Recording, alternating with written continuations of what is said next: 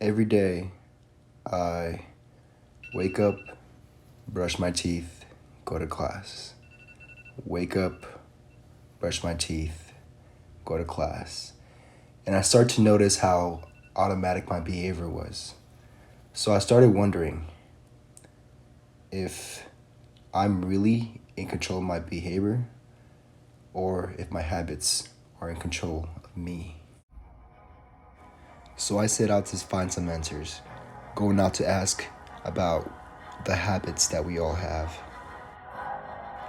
Going outside, on the sidewalk, maybe even at your front door. But I needed to somehow interpret these answers, know what they are. I needed a genius, someone who knows what they're talking about. And I remembered just who. So I met this guy at a party, and he claimed to be an expert in the cognitive field of psychology. His name is Phil Bly, the psychology guy. So habits are like automatic behaviors that we repeat over and over again, and it doesn't necessarily have to be conscious. I have a habit of overanalyzing the small situation. My biggest habit is going to the gym. Habits form when you repeat a behavior over and over again, and that process involves something like a cue, like waking up in the morning. You know, that could be a cue to brush your teeth if you're a hygienic person. You know, you brush your teeth and then now your mouth smells like mint pretty good. You don't have to worry about people smelling your bad breath. It's like a reward, dopamine. If that process is repeated over and over again, it becomes a habit. If the more it does too, the stronger it gets. I believe it started every summer, me and the boys sitting in my backyard, cracking open a cold Coca-Cola. And we used to hang out every day, so I got used to Coca-Cola every day and have not stopped since. Do you actually like the product? I love the product, actually, especially when it's cold.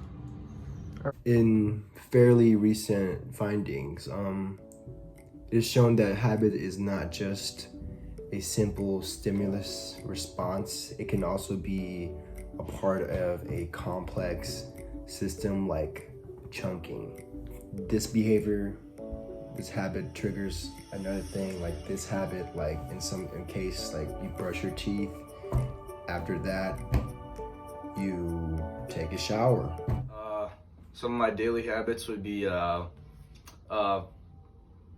like starting from when I wake up, brush my teeth, take a shower, do my hair. Every morning I wake up, make my bed, clean my room, then I brush my teeth, and then I go to class.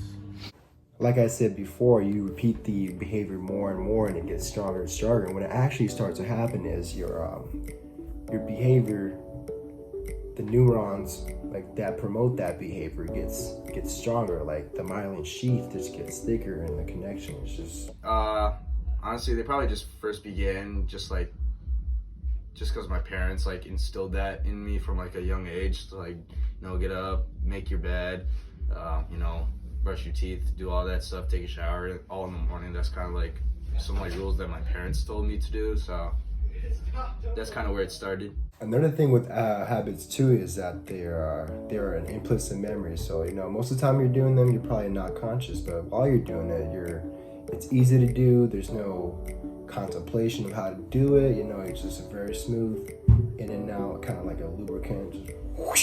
Are there any more habits that you're aware of? Not that I can think of, no. Okay. I like to get a pump in, start the day well. After that, it's homework, then classes. Besides that, my biggest habit, I don't even know. Habits don't only have to be procedural memory like brushing your teeth or checking your phone or exercising. It can also be a mental process like thinking a certain way, because once you repeat those mechanisms of thinking that in a certain path, your brain also forms stronger formations around that way of thinking. I have a habit of overanalyzing the small situations. So if my friends were to say, hey, I don't really feel like hanging out today, I'm gonna go to sleep, I would think oh, they're mad at me. For an example, there are some cases of amnesic patients who can learn the same gradual rate as a healthy person by engaging in habit memory. Most people aren't really aware of when they, aware of like their habit formations, and that's when people, they kind of get stuck with bad habits. My bad habit would probably be like picking on my nails. It's like an anxious thing. Like if I have something, then I'll like pick on my nails. That's why I kind of get the fake ones. Kind of forgetting some things, like forgetting to do homework sometimes, or like not studying enough for tests. That would be probably one of my bad habits. So do you have any bad habits? I mean, some people say that I have a Coca-Cola addiction. Coca-Cola addiction? Yes. Yeah, I see that on your wall right here. Yeah, it's been 3 days, 3 whole days. What are you doing? Huh? Diego, Oh, hey man, that's what happened. Diego. Sometimes these habits get, too strong, and they kind of override your values too. Sometimes your values don't align with what you're doing. Why do you consider it a bad habit? I guess because it is 240 calories per bottle. It's not really healthy, but wakes you up. Bad because like my nails are like really bad. Like they're like short and like they don't grow anymore. It's just like a nervous mechanism type thing. It's a bad habit because it's not really unlocking like the full potential of like how good of like grades I can get in school. So like I could have like a 4.0 GPA if I just like put more effort and like study more for my tests. Repeated behavior is seen as important to the brain. Repeating behaviors on a daily basis is probably something you do for survival. So how can we use habits in our benefit? Well, from what I've learned, we need to be aware of our behavior. Acknowledge when new habits are forming. In that sense, you can avoid developing bad habits. If we want to create good habits like having a good study routine, start finding a regular place or initial thought to form a cue to start studying, and some sort of reward after, whether it's TikTok or a tasty treat. Habits are a part of who we are.